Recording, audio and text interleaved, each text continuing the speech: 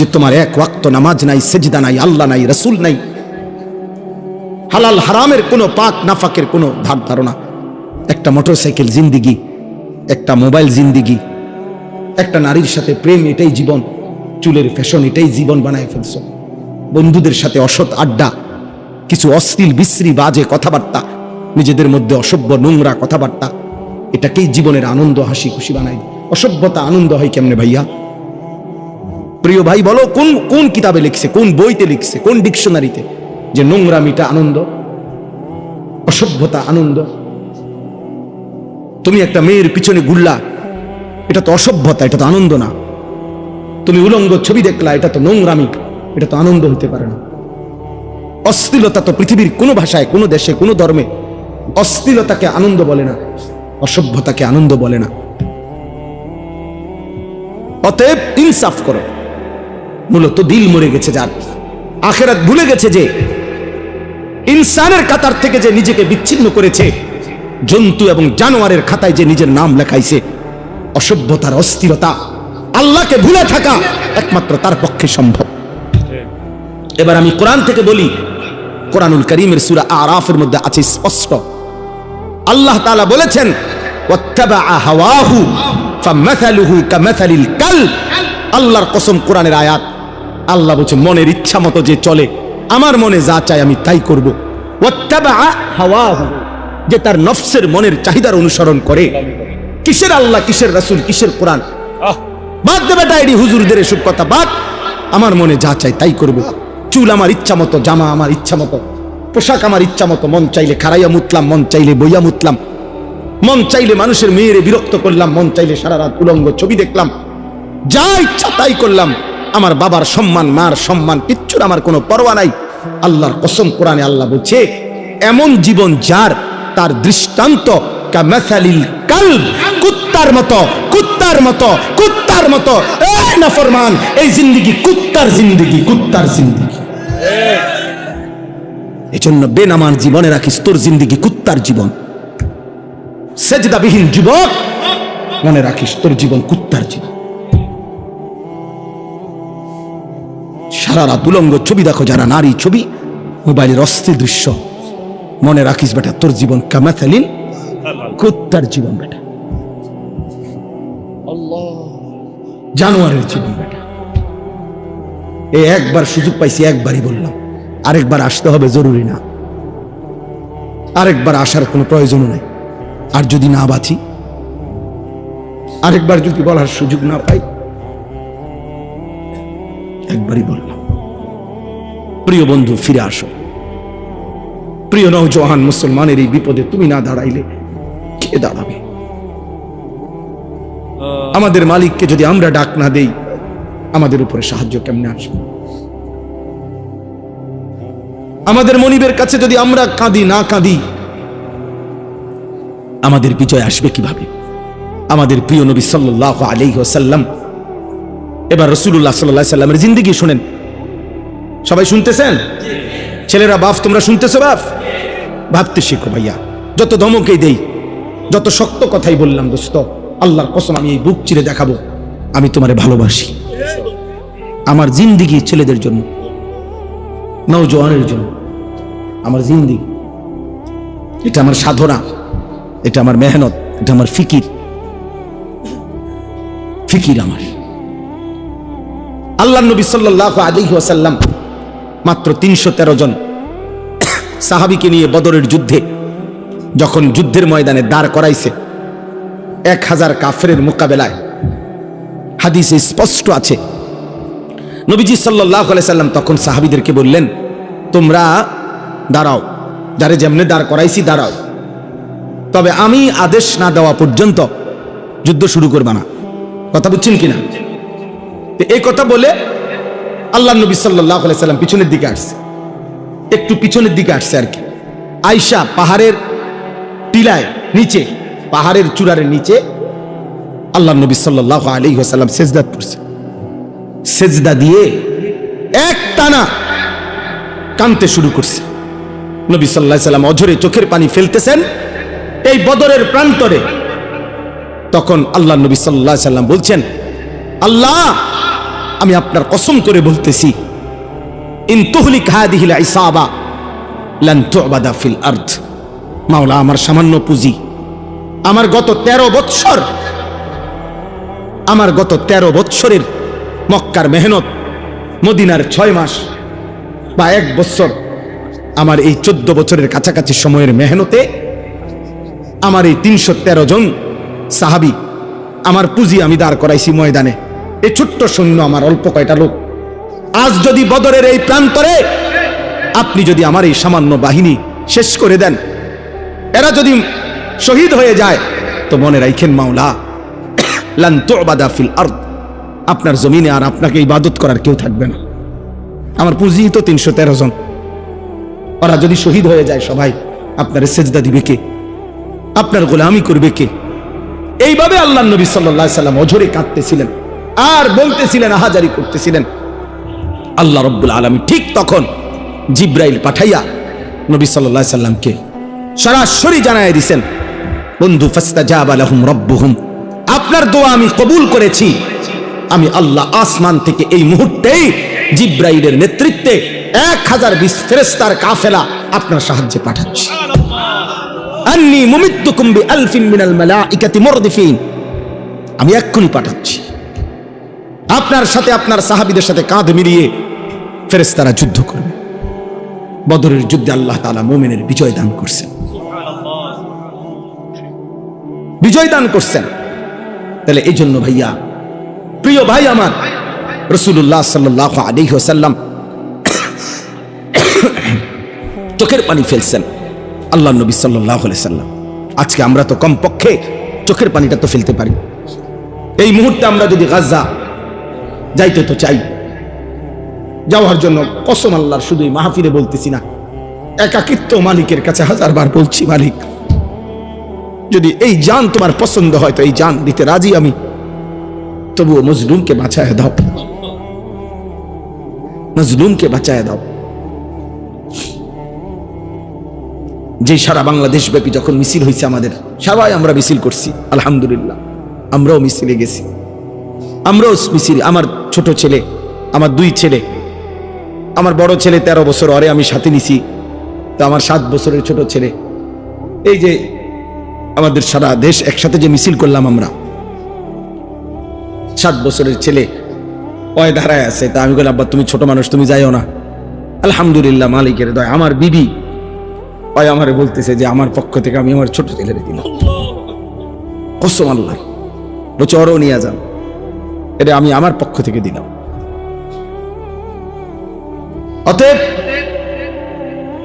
আমি এই মাত্র বলছি, রাসূলুল্লাহ সাল্লাল্লাহু আলাইহি সাল্লামের একজন মহিলা সাহাবী, হযরত আয়েশা রাদিয়াল্লাহু তাআলা আনহার বড় বোন হযরত আসমা রাদিয়াল্লাহু তাআলা আনহা, ওনার ছেলে ছিলেন আব্দুল্লাহ ইবনে জুবায়ের রাদিয়াল্লাহু তাআলা আনহু, বিখ্যাত সাহাবী। সর্বশেষ উনি যখন হাজ্জাজ ইবনে ইউসুফের বিরুদ্ধে যুদ্ধ করার জন্য বের হইতেছিল, শেষবারের মতো দুশমনের মোকাবেলায় যুদ্ধে যাওয়ার সময় ওনার আম্মা এই আসমা, হযরত আবু বকর সিদ্দিক রাদিয়াল্লাহু তাআলা আনহুর মেয়ে, উনি তখন 90 ঊর্ধ্ব বয়স, উনি চোখে দেখতেন না, অন্ধ হয়ে গেছিলেন। এই মহিলা আসমা আবু বকর রাদিয়াল্লাহু তাআলা আনহুর কন্যা, মানে আয়েশা রাদিয়াল্লাহু তাআলা আনহার বোন। তো আব্দুল্লাহ ইবনে জুবায়ের ওনার ছেলে, উনি যুদ্ধে যাবে, শেষবারের মতো মার কাছে আসছে বিদায় নিতে। মারে আয়েশা বলছে, মা আমার এই শেষবারের মতো দোয়া করে দাও, আমি শহীদ হওয়ার জন্য দুশমনের মোকাবেলায় যাচ্ছি। তো মা তো চোখে দেখে না, আমরা নিজে উর্দু কিতাবে পড়ছি।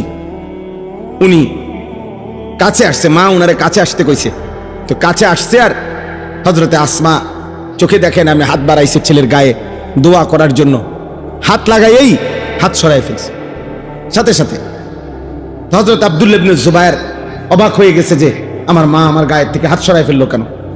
ওনার আম্মা আসমা 90 বছরের ঊর্ধ্বে যার বয়স, মুসলিম নারী, সেই মা বলতেছে, আব্দুল্লাহ তুমি না শহীদ হওয়ার জন্য যুদ্ধে যাচ্ছ বললা? বলছে, হ মা, শহীদ হওয়ার জন্যই তো যাচ্ছি। হযরত আসমা বলছে, তাহলে সন্তান আমার লোহার বর্ম গায়ে দিলা কেন? লোহার পোশাক গায়ে দিলা কেন? যদি বলো শহীদ হবা, তাহলে গায়ে লোহার পোশাক পরলা কেন? তুমি না বলে শহীদ হবা, খোলো এই পোশাক, আল্লাহর জন্য জান দিয়ে দাও। তো পোশাক খুলে ফেলছে উনি, এরপরে খালি জামায় শুধু স্বাভাবিক জামা দিয়ে যুদ্ধ করে হযরত আব্দুল্লাহ ইবনে জুবায়ের শাহাদাত বরণ করছে। আরো শোনো যুবক, আমি উর্দু কিতাবে এই ঘটনাও পড়ছি। আল্লাহ নবী সাল্লাল্লাহু আলাইহি সাল্লামের একজন সাহাবী ছিল হাবিব ইবনে যায়েদ, হাবিব ওনার নাম।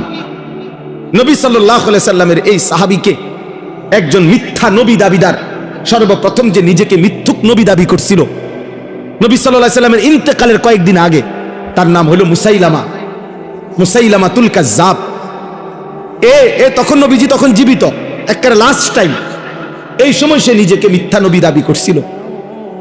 এই মিথ্যুকের অনুসারী যে কয়েকজন, তারা ঘটনাচক্রে এই রাসূলুল্লাহ সাল্লাল্লাহু আলাইহি সাল্লামের মাত্র 16 থেকে 17 বছর বয়সী হাবিব ইবনে যায়েদ এই সাহাবীকে বন্দী করছে, আটকাইয়া ফেলছিল।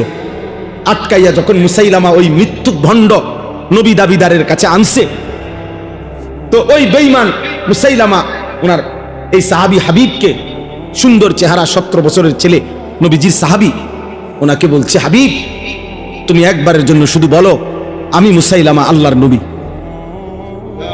তখন হযরত হাবিব বলছে, আল্লাহর কসম, আশহাদু আন্না মুহাম্মাদান রাসূলুল্লাহ ওয়া আনতা কাদ্দাব, আমি সাক্ষ্য দিচ্ছি মুহাম্মদ সাল্লাল্লাহু আলাইহি সাল্লাম তিনি আল্লাহর রাসূল আর তুই মিথ্যুক। কিতাবে আছে বন্ধু, এই মুসাইলামা ওনার ডান হাত কেটে ফেলে দিছে, বলছে এবার বল, বলছে লা আনতা কাযযাব বাল মুহাম্মাদুর রাসূলুল্লাহ সাল্লাল্লাহু আলাইহি সাল্লাম। বাম হাত কেটে ফেলে দিছে, বলছে এবার বল, বলছে লা আনতা কাযযাব। ডান পাও কেটে ফেলে দিছে, বলছে এবার বল লা আনতা কাযযাব। বাম পাও কেটে দিছে, উনি এবারও বলছে লা আনতা কাযযাব, তুই মিথ্যাবাদী। শেষ পর্যন্ত জিহ্বা টেনে ছিঁড়ে ফেলছে, শরীরটা কাইটা টুকরা টুকরা করে, খোদার কসম বুটি বুটি পিস পিস বানায় ফেলছে গোশতের টুকরার মতো। এরপরে হযরত হাবিব ইবনে যায়েদের পবিত্র লাশকে টুকরা টুকরা করে ছিন্ন ভিন্ন করে ফেলে দিছে। আমরা ওই কিতাবে পড়ছি, ওনার এই খবর মদিনায় আসছে যে ওনারা যে এভাবে নির্মম ভাবে শহীদ করছে। তখন ওনার মা ছিল মহিলা সাহাবী, ওনার আম্মাও মহিলা সাহাবী, উম্মে আম্মারা ওনার মায়ের নাম। এই উম্মে আম্মারা তিনি ওনার কাছে আইসা লোকেরা শুনাইছে, মা তোর ছেলে হাবিব মুসাইলামার বাহিনীর হাতে শাহাদাত বরণ করছে, কিন্তু উনারে বলছে, মা তোর ছেলের মৃত্যু বড় নির্মম মৃত্যু হইছে। মুসাইলামা একটা একটা করে অঙ্গ কাইটা কাইটা টুকরা টুকরা করে একেবারে পিস পিস বানায় ফেলছে, কিন্তু তোমার সন্তান একবারের জন্য মদিনার রাসূলকে অস্বীকার করে নাই, মুসাইলামাকে 1 সেকেন্ডের জন্য নবী মানে নাই। বারবার তোমার সন্তান শেষ নিঃশ্বাস পর্যন্ত মদিনা ওয়ালার নাম বলে গেছে। তখন আমরা কিতাবে পড়ছি, ওই মহিলা, ওই সাহাবীর মা একটা চিৎকার দিয়া সবার সামনে বলছে, লিহাদাল ইয়াউম আরদাতুহু, মদিনাবাসী আল্লাহর কসম এমন একটা দিনের জন্যই আমি আমার সন্তানকে বুকের দুধ খাওয়াইছি, বুকের দুধ খাওয়াইছিলাম। অতএব বাবা, এক মা তার পবিত্র দুধের সৌভাগ্য বলতেছে যে সন্তান আমার দুধের হক আদায় করছে, আমার বুকের দুধের হক আদায় করছে, আল্লাহর জন্য জান দিছে। আজকে তোমাদের মারাও 2 বছর তোমাদেরকে দুধ পান করাইছে, তোমাদের বাবা হাজারো বার তোমাদের মুখে গালে চুমা দিছে, তোমাদের বাবার ঘাম ঝরানো টাকা দিয়ে সংসার চালাইছে, বিনিময়ে মা বাবাকে এত বড় অপমান করো না। রাসূলুল্লাহ সাল্লাল্লাহু আলাইহি ওয়াসাল্লাম 23 বছরে কি পরিমাণ কাঁদছেন, তিনি কাঁদছেন। আমি প্রায় বলি এ কথাটা যে নবী সাল্লাল্লাহু আলাইহি সাল্লাম অসংখ্য উম্মতের আমলনামা দেখে যখন দেখবে পৃষ্ঠার পর পৃষ্ঠা নামাজ নাই, রোজা নাই, হালাল হারামের কোনো অনুভূতি নাই, পাক নাফাক বলতে কিচ্ছু নাই, 30 বছর ফজরের নামাজ পড়ে না এমন উম্মত 40 বছর কোনোদিন হারাম ছাড়া হালাল খায় নাই, সুদের ব্যবসা করে গেছে 40 বছর, দাড়ি কাইটা গেছে 30 বছর, মিথ্যা বলছে, 60 বছর বয়স আমল নামায় দেখা যায় বিড়ি আর সিগারেট ছাড়া কোনো দিন বাকি নাই, গালি ছাড়া কোনো দিন নাই, নাচ গান টেলিভিশন ছাড়া কোনো রাত নাই। আল্লাহর কসম, নবী সাল্লাল্লাহু আলাইহি সাল্লাম ওই উম্মতের দিকে তাকাইয়া চোখের পানি ফেলে নবীজি বলবে, উম্মত আমার 23 বছরের চোখের পানি আমার তায়েফের রক্ত, আমার উহুদের দান দান শহীদ বিনিময়ে এই আমল নামা, এই আমল নামা। উম্মত তুমি জানো না তায়েফে আমার এই পরিমাণ পাথর মারছে, যে পাথরের আঘাতে রক্ত ঝরতে ঝরতে আমার পায়ের জুতা পায়ের সাথে জমাট বাইধা গেছে। হযরত যায়েদ বলছে রাসূলুল্লাহ সাল্লাল্লাহু আলাইহি ওয়াসাল্লামের জুতা মুবারক পায়ের সাথে জমাট বাইধা গেছে রক্তে। নবীজি জিজ্ঞেস করবে, উম্মত এতটা রক্ত ঝরাইলাম, উহুদের ময়দানে দান দান শহীদ করলাম, ক্ষুধার কষ্টে পেটে 2টা পাথর বাঁধলাম, সারা রাত দাঁড়িয়ে আম্মা জান আয়েশা রাদিয়াল্লাহু তাআলা আনহা নবীজির স্ত্রী বলছেন, আমার ভাই আমি শেষ করে দিচ্ছি, নবীজির স্ত্রী আম্মা জান আয়েশা রাদিয়াল্লাহু তাআলা আনহা বলছেন, আমি আমার রাসূলকে দেখছি এশার নামাজের পরে একটু পরেই তিনি দাঁড়াইছে, ফজরের নামাজের আজানের আগ পর্যন্ত এক দাঁড়ানোতে, আল্লাহর কসম উম্মতের জন্য এক দাঁড়ানোতে চোখের পানি ফেলে কাঁদছে আর দোয়া করছে। হাত্তা তাওয়াররামাত কাদামাহু, 2টা পাও ফুলে ফুলে গেছে। নবী সাল্লাল্লাহু আলাইহি সাল্লাম এই আমল নামা দেখবে, দেখে বলবে, উম্মত আমার এত চোখের পানি, আমার এত কান্না, তায়েফের এত রক্ত, উহুদের দান দান শহীদ করা, পেটে পাথর বাঁধা ক্ষুধার কষ্টের বিনিময়ে, এই বিনিময় যদি কোনো বাবা তার ছেলেকে বলে, বাপ গত 12টা বছর আমি তোরে জমি বিক্রি করছি, ভিটা বিক্রি করছি, আমার একটা হালের বলদ ছিল এটা বেচা ফেলছি, আমার একটা মোটরসাইকেল ছিল আমি এটা বিক্রি করে দিছি, তোর মায়ের কদ্দুর গহনা ছিল আমি সেই গহনাটাও বিক্রি করে গত 6 বছর তোর ঢাকা শহরে পড়ালেখার, ইউনিভার্সিটির পড়ালেখার যাবতীয় খরচ আমি বাপ দিছি, বিটাটা পর্যন্ত বিক্রি করে দিছি, বন্ধক দিয়ে দিছি, বিনিময়ে আজ 6 বছর পরে তুই এই কি ফলাফল আনলা, এখানে ফেল। এই বাপ কি কাঁদবে না তখন? কথা বলেন না কেন? নবী সাল্লাল্লাহু আলাইহি সাল্লাম তো জিজ্ঞেস করবে, উম্মত আমার 23 বছরের চোখের পানি, রক্ত, আমার ক্ষুধার কষ্টের বিনিময়ে এই তোমার চুল, এই তোমার পোশাক, এই তোমার আমল নামা, কি জবাব দিবেন? হ্যাঁ কি বলে? এইখানে এই আয়াত আমি পড়ছি, এই আয়াত রাসূলুল্লাহ সাল্লাল্লাহু আলাইহি সাল্লামের জন্মেরও বহু আগে হযরত ইব্রাহিম আলাইহিস সালাম তিনি আল্লাহর কাছে দোয়া করছেন, আল্লাহ আমি সারাটা জীবন আমি আপনার কাছে আমার ভালোবাসা মহব্বতের পরীক্ষা দিছি। ওয়াইদিবতালা ইব্রাহিমা রাব্বুহু বিকালিমাতিন ফাতাম্মাহুন্না, আল্লাহ ইব্রাহিম আলাইহিস সালামকে বহু পরীক্ষা করছে, বহুবার, প্রত্যেক পরীক্ষায় ইব্রাহিম আলাইহিস সালাম গোল্ডেন A+ পাইছে।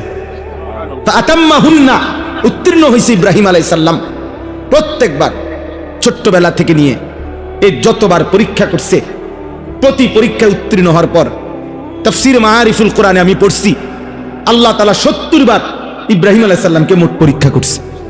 কোন বর্ণনায় আছে 40 বার, কোন বর্ণনায় আছে 30 বার। এই 70 বারের পরীক্ষায় প্রত্যেকবারে তিনি পাশ করছেন।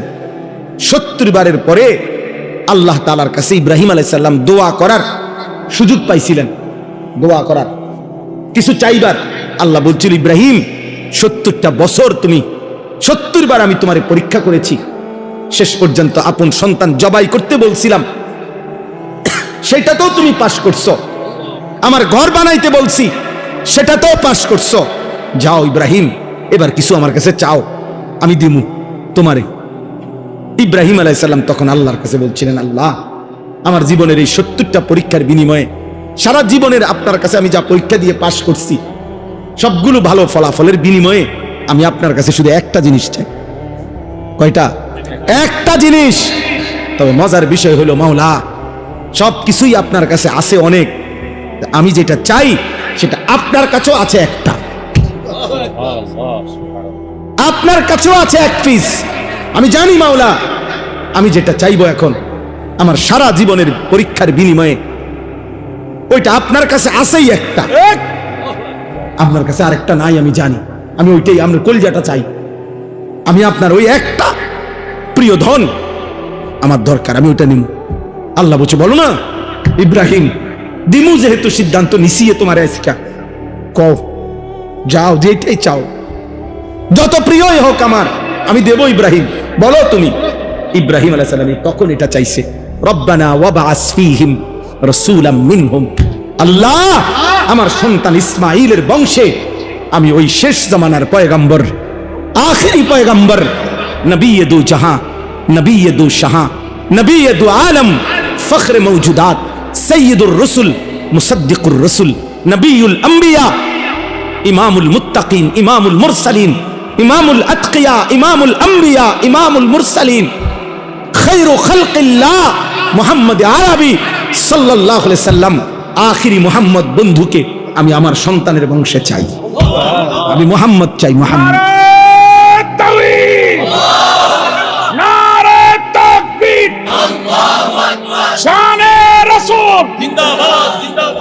বুঝছুনি ভাইয়া? রব্বানা ওয়াবআস ফীহিম রাসূলাম মিনহুম, আল্লাহ আমি ওই কলজাটা চাই, আমি আখিরি রাসূল চাই, শেষ পয়গম্বর চাই, আমি বন্ধু মুহাম্মদকে চাই সাল্লাল্লাহু আলাইহি ওয়াসাল্লাম। এখন নবী সাল্লাল্লাহু আলাইহি ওয়াসাল্লাম আখিরি নবী, নবী মুহাম্মদ সাল্লাল্লাহু আলাইহি ওয়াসাল্লাম মহান আল্লাহ পাকের কাছে কয়জন? একজন। হুসনে ইউসুফ দমে ঈসা, ইয়াদে বাইদা দারি, আঁচে খুবা হামা দারান তু তনহা দারি। আল্লামা ইকবাল বলছে, হে নবী মুহাম্মদ, সোয়া লক্ষ আম্বিয়ার, সব নবী সব রাসূলের যত গুণ, যত বৈশিষ্ট্য, যত মুআজিজা সব আলাদা আলাদা করে খুঁজে দেখছি, আপনি একা বন্ধু, আপনার মাঝে সব একসাথে খুঁজে পেয়েছি। আঁচে খুবা হামা দারান তু তনহা দারি, আপনি একাই সব, আপনি একাই সব, আপনি একাই সব। এজন্য আমরা লাকাদ মান্নাল্লাহু আলাল মুমিনিনা ইয বাআসা ফীহিম রাসূলাম মিন আনফুসিহিম, আমাদের জীবনের সবচেয়ে বড় অর্জন আমরা আখিরি রাসূল পেয়েছি। আমাদের জীবনের সবচেয়ে বড় পাওয়া বন্ধু আমরা আখিরি নবীকে পেয়েছি। অতএব আমার শেষ কথা এটা, আল্লাহ বলছে বন্ধু, ইব্রাহিম আলাইহিস সালাম বলছে মাওলা আমি কেন চাই মুহাম্মদ সাল্লাল্লাহু আলাইহি সাল্লামকে আমার সন্তানের বংশে, ইয়াতলু আলাইহিম আয়াতিকা, সে আপনার কালাম তেলাওয়াত করে পরবর্তী বংশধরকে শোনাবে, ওয়া ইউআল্লিমুহুমুল কিতাবা ওয়াল হিকমা, কোরআন এবং সুন্নাহর আলোকে আপনার বান্দাদের জীবন গড়ে দিবে, ওয়া ইউযাক্কিহিম, আপনার বান্দার কলিজাটা পাক সাফ করে পবিত্র করে দিবে। সুবহানাল্লাহ, ইন্নাকা আনতাল আজিজুল হাকীম, আমি জানি মাওলা আপনি সবটা ক্ষমতা রাখেন, আপনি মহাপ্রজ্ঞাময় শক্তিশালী। এজন্য এই আয়াত পড়ার উদ্দেশ্য হলো এই শেষ কথা আমার, আমরা শ্রেষ্ঠতম নবীর উম্মত, আখিরি রাসূলের উম্মত। অতএব আমাদের ঈমান, আমাদের আমল, আমাদের তাকওয়া, আমাদের ইখলাস আরো বেশি হওয়া উচিত। শেষ জামানার নবী, আখিরি নবীর উম্মত হিসাবে আমাদের আত্মমর্যাদা আরো বেশি হওয়া উচিত। এজন্য প্রিয় যুবক বাবা, পর্দার আড়ালের মা বোন, এত বড় শ্রেষ্ঠতম নবী পেয়ে আমরা যদি জিন্দিগিটা এভাবে নষ্ট করে দেই, এটা উচিত না, এটা ইনসাফ না।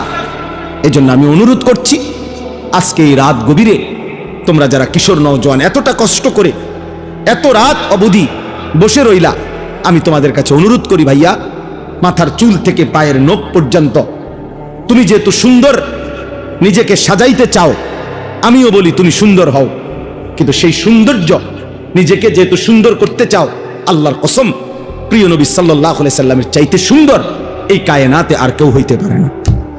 অতএব সুন্দরী যেহেতু পছন্দ, তাহলে রাসূলুল্লাহ সাল্লাল্লাহু আলাইহি সাল্লামের সৌন্দর্য গ্রহণ করা এটাই সবচেয়ে বেশি বুদ্ধিমান এবং বিবেকবানের উচিত। কারণ প্রিয় নবী সাল্লাল্লাহু আলাইহি সাল্লাম তিনি হাসলেও সুন্দর, তিনি কাঁদলেও সুন্দর, তিনি হাঁটলেও সুন্দর, তিনি বসলেও সুন্দর। হাজারো সাহাবী নবী সাল্লাল্লাহু আলাইহি সাল্লামের সৌন্দর্যের বর্ণনা দিয়েছেন। নারীরা, পুরুষেরা, সাহাবীরা সবাই নবীজির সৌন্দর্যের প্রমাণ করছেন। 1450 বছর ধরে আপনজন দুশ্মন সবাই নবীজির জীবনী গবেষণা করছে। ইমানদারের কাছেও তিনি শ্রেষ্ঠ, পৃথিবীর সমস্ত কাফের বেঈমানের কাছেও আল্লাহ রাসূল সাল্লাল্লাহু আলাইহি সাল্লাম শ্রেষ্ঠ। তাহলে তিনি বন্ধুর কাছেও শ্রেষ্ঠ, তিনি দুশ্মনের কাছেও শ্রেষ্ঠ। আমাদের নবীর চাইতে শ্রেষ্ঠ কোন দিক থেকে এই পৃথিবীর কোন বেঈমানও কাউকে এই পর্যন্ত প্রমাণ করতে পারে নাই। তাইলে শ্রেষ্ঠতম রাসূল আমার থাকতে তুমি বেঈমানের মতো সাজবা কেন? কেন তুমি সুন্নাত ছেড়ে দিবা? কেন তুমি আল্লাহর রাসূল সাল্লাল্লাহু আলাইহি সাল্লামকে ছেড়ে দিবা? অতএব একটা যুবককে যদি বোঝো, আমি তোমার জন্য বললাম, আমি একজনের জন্য বললাম, একজন। আল্লাহ তাআলা আমাদের প্রত্যেককে কবুল করে নেন। ছেলেরা, বাবা, আল্লাহর ওয়াস্তে বাপ, তোমরা আখলাক সুন্দর করো, তোমরা তোমাদের এই চুল স্বাভাবিক বানাও, তোমরা দয়া করে আল্লাহর ওয়াস্তে বন্ধু এই চুল চারিদিকে সমান করে কাটো। এগুলা দাজ্জালের চুল। এই দাজ্জাল ইহুদিদের খোদা, এখানে পরিষ্কার হাদিস আছে ভাইয়া। ইহুদিরা যাকে খোদা মনে করে সে দাজ্জাল, দাজ্জালকে। আর আল্লাহ রাসূল সাল্লাল্লাহু আলাইহি ওয়াসাল্লাম বলছে দাজ্জালের চুল হবে এলোমেলো, একেবারে বিশুদ্ধ হাদিস। স্বাভাবিকতার পরিপন্থী যত চুল, এগুলা দাজ্জালের চুল। খোদার কসম, রব্বে কাবার কসম, এই মসজিদের ঘরের মালিকের কসম, আল্লাহ রাসূল সাল্লাল্লাহু আলাইহি ওয়াসাল্লাম বলছে দাজ্জালের চুল হবে স্বাভাবিকতার পরিপন্থী। এজন্য এই চুল রাখো না, এই চুল রাখো না, তুমি দুশমনের খপ্পরে পড়ে যাবা। দয়া করে ফিরে আসো, নামাজ পড়ো, 5 ওয়াক্ত নামাজ, ফজরের নামাজ পড়ার চেষ্টা করো। ইনশাআল্লাহ তোমাদের হাতেই আগামী দিনের ইসলামের বিজয় হবে। হ্যাঁ হ্যাঁ, যেই যুবকের হাতে যদি, নওজোয়ানের হাতে যদি জালেম ভাগতে পারে, নওজোয়ানের হাতে কালেমার পতাকা উড়বে ইনশাআল্লাহ। বাংলাদেশও ইসলামের পতাকা উড়বে ইনশাআল্লাহ। এজন্য আমি উদাত্ত আহ্বান জানিয়ে আজকের এই সুন্দর আয়োজন শেষ করলাম। আল্লাহ তাআলা আমাদের সকলকে ঈমান, আমল, তাকওয়া, রাসূলুল্লাহ সাল্লাল্লাহু আলাইহি ওয়াসাল্লামের সুন্নাতের মুহাব্বত দান করেন। আমিন।